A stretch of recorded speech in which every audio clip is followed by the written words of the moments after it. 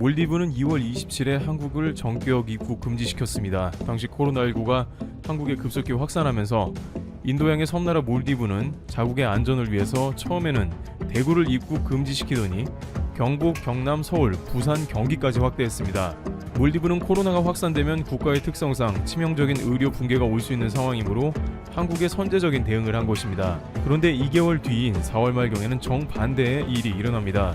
압둘라 샤히드 몰디브 외교장관은 강경화 외교부 장관에게 전화를 해서 코로나19 감염증을 대응하기 위해서 한국과 협력하고 싶다고 말하며 한국은 뛰어난 방역으로 코로나를 잠재웠다면서 몰디브도 이에 협조를 요청한 것입니다. 4월 말에는 한국이 그야말로 전세계의 집중 조명을 받으면서 국내외에서 한국에 도움을 요청하는 시기였으므로 관계 당국은 세계 각국과 협력을 논의하기 바빴습니다. 그런데 최근에 몰디브는 여러 가지로 상황이 최악으로 치닫고 있는 것으로 파악이 됩니다. 영국 BBC는 현재 몰디브는 코로나를 비롯해서 국가의 재정 상황이 그야말로 최악으로 치닫는다고 보도합니다. 우선 몰디브는 중국의 1대1로 육상 해상 실크로드 프로젝트로부터 거액을 빌려 진행한 대형 건축 토목 프로젝트의 수익성이 낮아 빚더미에 앉았다는 보도가 나온 것입니다. 몰디브 정부는 중국으로부터 차입한 자금의 만기를 1, 2년 앞둔 상황에서 차관을 제때 상환하지 못할 것으로 예상하고 있다고 영국 BBC 방송이 18일 전했습니다. 몰디브의 모하메드 나시드 국회의장은 몰디브가 중국으로부터 받은 거액의 차관으로 인해 빚을 수렁에 빠질 것을 우려했습니다. 그는 BBC와의 인터뷰에서 대형 프로젝트들이 차관을 상환할 수 있을 만큼의 수익을 창출할 수 있을지 의문이라며 그 어떤 사업 계획도 빚을 갚을 만큼의 능력을 보여주지 못한다고 말했습니다. 그런데 여기서 중국의 전형적인 함정적 사업 방식이 결국 몰디브를 좌초시켰다는 주장이 나왔습니다. 중국은 1대1로를 진행할 때 파트너십에 의해서 상대방 국가와 상생하는 방안으로 진행해야 하는 걸 간과합니다. 상대방 국가도 잘 되어야 그 다음 수주로도 진행이 되며 사업성이 좋게 나와야 중국의 돈을 빌린 경우라면 상환도 수월하게 해나갈 수 있는데 중국은 오히려 사업비를 심하게 부풀려서 뒤집어 씌워버렸습니다. 게다가 대다수의 건설 노동인들은 중국인이 파견되니 많은 나라들은 자국의 경제적인 효과는 거의 없습니다. 심지어 인도네시아와 방글라데시와 같은 인구가 많은 나라에서도 건설 인부를 중국인을 데려다 썼습니다. 그러다 보니 경제 규모가 취약한 나라들은 중국과 단 한 번의 거대 프로젝트만 진행하더라도 나라가 휘청입니다. 몰디브 나시디 국회의장은 중국에서 빌린 명목상 부채는 31억 달러 3조 6천억 원 상당이지만 실제 받은 액수는 11억 달러 1조 2,700억 원 상당밖에 되지 않는다고 주장했습니다. 2조 원 가량을 중국이 중간에서 가로챈 것이나 다름없는데 몰디브는 이것을 버틸 재간이 없다는 것입니다. 몰디브의 국내 총생산 GDP가 49억 달러 5조 7천억 원 수준인 것을 고려하면 중국으로부터 받은 차관의 총액이 연간 GDP의 절반 이상을 차지하는 셈입니다.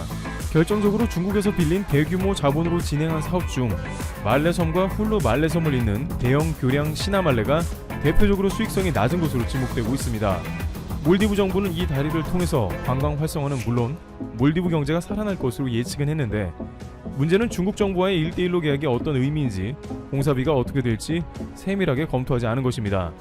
예를 들어 시나말레교는 왕복 4차선의 연장 2.1km인 대형 교량으로 중국의 1대1로 프로젝트에서 몰디브 정부가 2억 달러를 빌려 건설한 뒤 2018년 9월 개통했습니다. 말레와 훌루말레의 발레나 국제공항을 잇는 이 다리로 인해 교통의 편의성이 매우 높아졌지만 코로나19 관광 수입이 줄어들면서 중국으로부터 빌려온 거액의 차관을 상환하는 게 매우 어려워진 것이죠. 폼페이오 국무부 장관은 이러한 중국의 1대1로의 자본 성격을 두고 파괴적이라고 지적한 바 있습니다만 말 그대로 몰디브의 재정을 완전히 파탄낸 정황이 드러났으며 복구조차 불가능하게 되어버린 것입니다. 그러나 중국 정부는 이에 대해서 오히려 기우라고 항변하고 있습니다. 몰디브가 괜찮다고 하는데요. 장리정 주 몰디브 중국 대사는 BBC에 몰디브가 부채 함정에 빠질 위험에 있다는 것은 허구라면서 중국은 몰디브나 다른 어떤 개도국에도 차관과 관련해 원하지 않거나 의지에 반하는 추가 조건을 제시하지 않는다고 말했습니다. 그러나 이에 대해서 많은 국가에서는 애초에 중국이 바가지를 씌운 데다가 철저하게 중국 중심의 계약서를 들이밀었기 때문에 결국 국가 재정이 파탄난 게 아니냐는 말이 나옵니다. 지난 4월 강경화 장관의 협조를 구했던 그날에 몰디브는 IMF로부터 자금 수요를 받기에 이릅니다. IMF는 신속 금융제도를 통해서 약 3천만 달러 규모의 자금을 급하게 지원하는 방안을 승인했습니다. IMF는 몰디브는 현재 코로나19로 관광객이 끊기고 국가 재정이 지극히 어려운 상태라고 언급했습니다만 사실은 주요한 원인은 중국에 상환하고 있는 빚더미로 끝없는 나락으로 떨어지고 있다는 의견이 나옵니다. 그런데 이렇게 끊임없이 중국 1대1로를 맺은 나라들이 줄줄이 IMF를 녹화하자 미국이 이를 막고 나섰습니다. 미국 상원 의원들은 스티브 무누신 재무장관, 폼페이오 국무장관의 서한을 보내 중국 1대1로에 빚진 나라들의 IMF 자금을 차단해야 한다고 강력 주장했습니다. 당시가 2018년으로 스리랑카, 파키스탄 등이 이미 10차례 이상 IMF로부터 구제 금융을 줄줄이 받은 상황이었습니다. 결국 미중 간의 싸움으로까지 번져 나가버린 것입니다. 한편 만약 몰디브가 한국과 경제 개발을 했으면 어땠을까 하는 가정도 해보게 되는데요. 물론 몰디브와 다양한 사업을 진행하기에는 여러가지 한계가 있고 그것이 한국에도 큰 사업성은 없을 테지만 한국의 신남방 정책의 모토는 중국의 파괴적인 자본과는 격이 다른 면을 보여주고 있는 것입니다. 한국 정부는 사람, 평화, 상생, 번영 공동체 이른바 3P를 핵심으로 하는 신남방 정책을 펼칩니다. 진행되는 프로젝트들은 상대방에게 자본을 뜯어내는 게 목적이 아니라 상대 국가와 상생을 기본으로 장기적인 비즈니스를 맺는 관계로 가는 것입니다. 최근 코로나로 인해 구설수에 올랐던 베트남은 이번 주에 강경화 장관을 전 세계에서 가장 먼저 초청했습니다. 베트남은 신남방 정책의 주요 국가이기도 하면서 외국 투자 국가 중에 한국 비율이 가장 높기도 합니다. 한국과의 비즈니스를 오랫동안 경험한 국가이다 보니 한국을 신뢰할 수 있었으며 결국 자국에도 큰 도움이 되었다는 것을 확인할 수 있었던 것입니다. 여기에 코로나 때문에 한국을 막았던 것을 민망해하며 다시 한번 한국을 최고로 우대하는 모습이 나오는 것이죠. 강경화 장관은 베트남 총리를 예방하는 등 베트남의 최고 인사들과 양국의 경제 협력을 논하기도 했으며 코로나19에 따른 격리 조치를 완전히 면제받았습니다. 몰디브는 뒤늦게 중국과의 거래가 잘못된 것을 깨달아 인도의 도움을 요청하고 있지만 인도 역시 여러가지 국내 문제가 얽혀있는 데다가 중국과는 앙숙이라서 몰디브의 자금을 대줘봤자 결국 그것은 중국의 빚을 갚는 데 사용될 것이라는 의견도 있어 난관입니다. 또한 몰디브는 자금난 외에도 코로나19가 잦아들 기미를 보이지 않고 있는데 코로나 1일 확진자가 100명에서 200명 사이를 넘나든다는 것입니다. 일각에서는 중국과 1대1로를 진행했던 몰디브에 중국 근로자들이 대거 오면서 코로나가 확산된 게 아니냐는 의혹이 제기되기도 했습니다. 이는 마치 지난 2월 이탈리아에서 중국의 근로자가 이탈리아와 중국 간의 1대1로 사업을 진행하면서 확진자가 퍼졌다는 의혹과 비슷한 것으로 몰디브는 중국의 1대1로를 비롯해 코로나 확진자 역시 대거 받아들인 게 아닌가 하는 의견이 나옵니다. 중국 당국에서는 오히려 몰디브 당국이 코로나 위기에 빠지자 중국 정부에서 몰디브 현지의 방역시설 건설을 지원해주는 등 방역 모범국으로서 묵묵히 중국의 역할을 수행했다는 의견을 냅니다. 그러면서 완전히 정반대의 발언까지 하고 있는데요. 코로나19로 인해서 모범 방역국인 중국은 전 세계의 1대1로를 확대하는 계기가 됐다며 이탈리아는 물론이고 태평양 섬나라, 아프리카까지 중국의 코로나19 협력을 위해 연락했다고 한 것입니다. 3월경 중국은 코로나 감염이 잦아들고 있었으며 전 세계에서는 방역 물자가 극도로 부족했습니다. 따라서 많은 나라들은 방역 물자가 생산 가능하고 남아있는 중국에 연락할 수밖에 없는 상황이었죠. 당시 경수왕 중국 외교부 대변인은 중국은 책임지는 자세로 태평양 섬나라들에게 도착 알렉스 에이자 미국 보건장관이 9일 대만 타이페이 순산공항에 도착했다고 로이터 통신이 10일 보도했다. 미국 하나의 중국 원칙이었다. 에이자 장관의 방문은 1979년 미국과 중국이 수교를 한 이후 미국 관리로서는 최고위급 관리의 방문이다. 미국은 중국과 수교 당시 하나의 중국 정책을 존중, 대만과 외교 관계를 끊었다. 에이자 장관의 이번 대만 방문은 표면적으로는 코로나19에 대한 협력을 논의하는 것이지만 중국에 대한 압력을 높이기 위한 수단이라는 것이 전문가들의 공통된 해석이다. 에이자 장관은 이날 늦게 타이페이 순산공항에 도착했고 사실상의 대만 주재 미국 대사인 브렌트 크리스텐슨이 영접을 받았다. 그는 10일 대만 정부와 건강협력 양해각서에 서명하고 대만 질병통제센터를 방문할 예정이다. 에이자 장관의 대만 방문은 중국 본토를 등록할 것이라고 로이터는 전했다. 그는 또한 차이잉원 대만 총통을 만날 예정이다.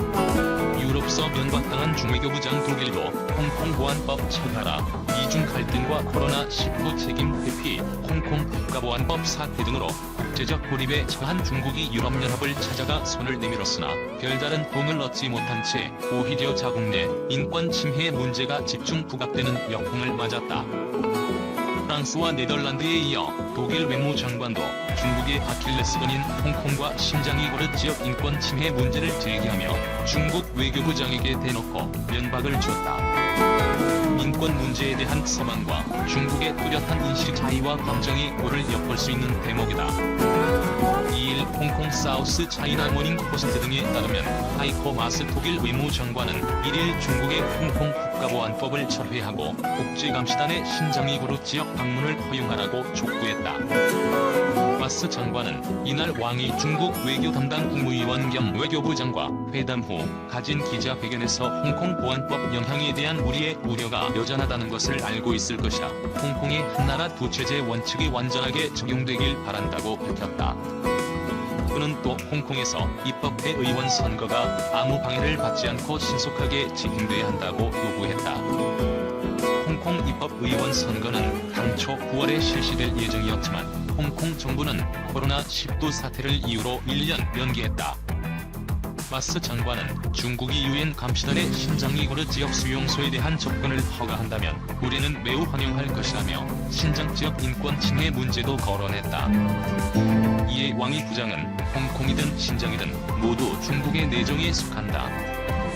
우리는 중국 사회에 어떠한 외국의 간섭도 원하지 않는다고 반박했다. 마스 장관은 왕이 부장이 밀로스 비라트르칠 체코 상원의장의 대만 방문에 대해 대가를 치를 것이라고 위협한 것도 비판했다. 마스 장관은 이에 대해 EU는 외국 파트너들을 존중하고 우리도 비슷한 대우를 받기를 원한다면서 왕이 부장의 위협은 이에 맞지 않다고 지적했다. 왕이 부장은 독일 방문길에 체코 상원의장의 대만 방문 소식이 전해지자 하나의 중국 원칙에 도전한다면 14억 중국 인민을 적으로 만드는 국제적인 배신 행위로서 레드라인을 넘는 것이라고 경고했다. 왕이 부장이 기자회견에서 이처럼 거친 발언을 하자 독일 정치인들은 경로했고 체코를 지지하기 위한 이외 판결이 필요하다는 주장도 나왔다고 SCMP는 전했다. 왕이 부장은 이날 기자회견에서 지난해 홍콩 민주화 임사인 조슈아 웡이 마스 장관을 만나는 행사를 주최한 길드지에 대해 편견으로 가득 차 있다고 맹비난하기도 했다. 한편 홍콩에서 민주화 운동을 하다 영국으로 망명한 네이선 군은 이날 독일 외교부 밖에서 수백 명이 모인 시위를 이끌며 홍콩 보안법과 관련한 독일의 지원을 촉구했다. 베를린은 주재가 중국일 때, 주재가 홍콩일 때 매우 조용하다며 유화책은 아무 소용이 없다고 지적했다.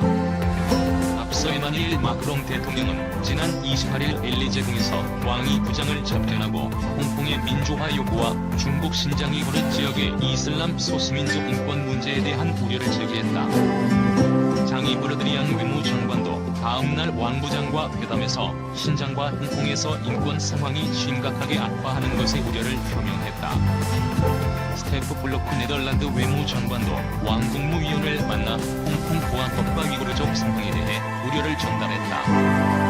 왕이 부장은 이번 유럽 순방에서 5개국을 방문했는데 4개국이 홍콩 및 신장 지역 인권 문제를 제기했다고 SCMP는 전했다.